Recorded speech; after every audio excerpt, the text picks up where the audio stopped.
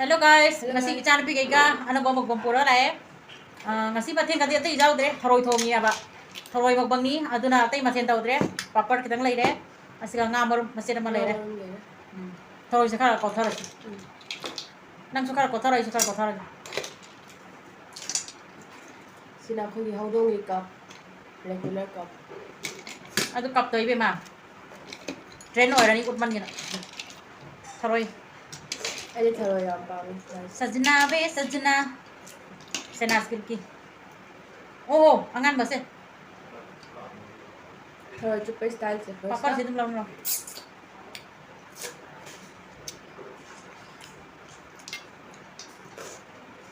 Hinjang de taste over. puja lar ko da lok na loira re adu ka mok sana tawna lok thung no basiga mok sana thongai re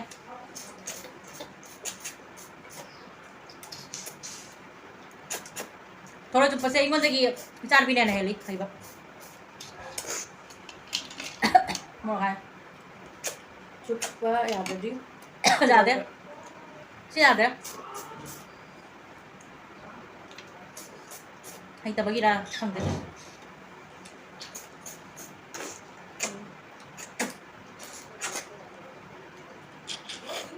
mấy cột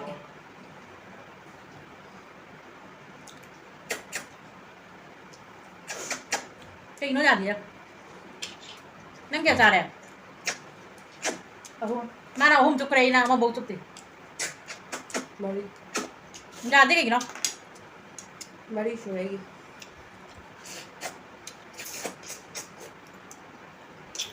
Egi 5 ka ore guys. बस nó बजा दे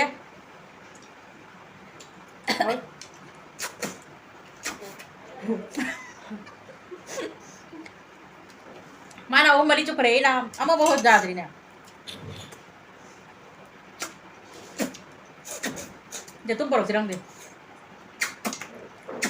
as to sekarang duna labuk tharoi na audi di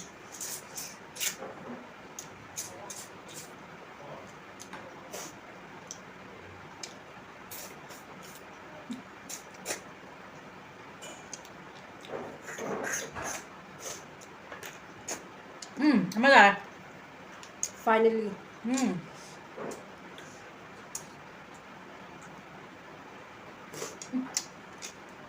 mày đi ngầm già đấy hết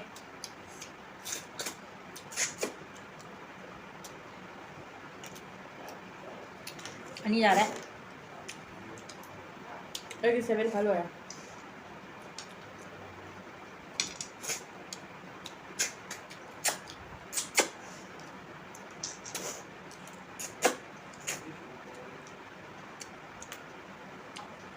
anh ôm Egi 8 ka. thế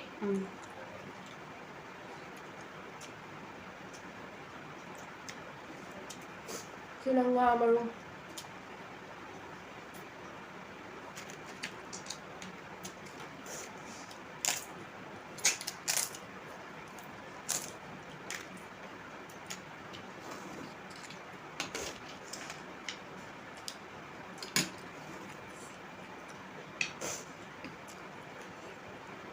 Chăm cho với thằng này.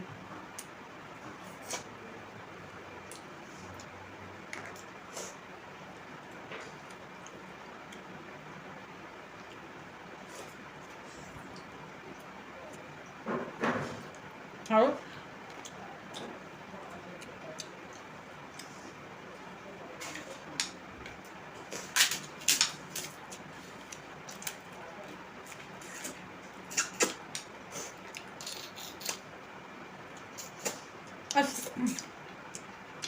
ज्यादा बड़ा तुम्हें हेले थल्ले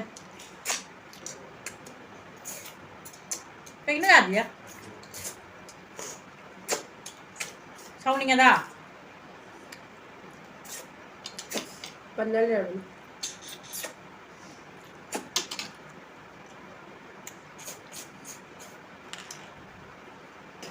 lagi pork Egi 10 hela bani. ngasi di mini jawa latre mukbang Ngon dăm sạt rồi đó. Tập tà. Một ngày.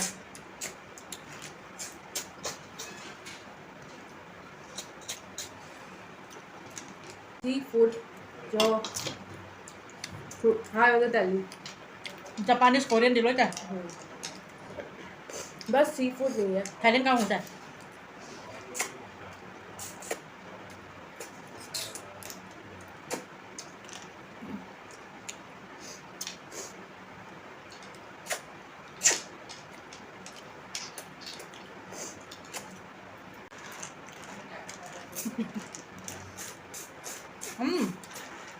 Một đây. Các bạn nào ở bên nào? Phải đây con nào mà xin chia chẳng được. Con nào bóng trâu là chừng nào?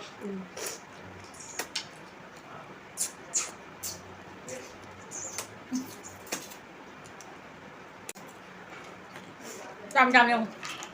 Ngâm được ạ.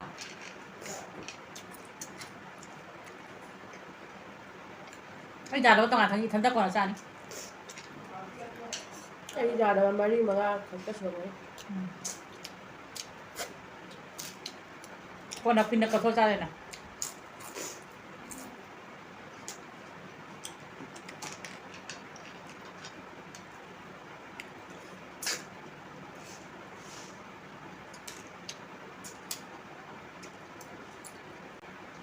Đây rồi á.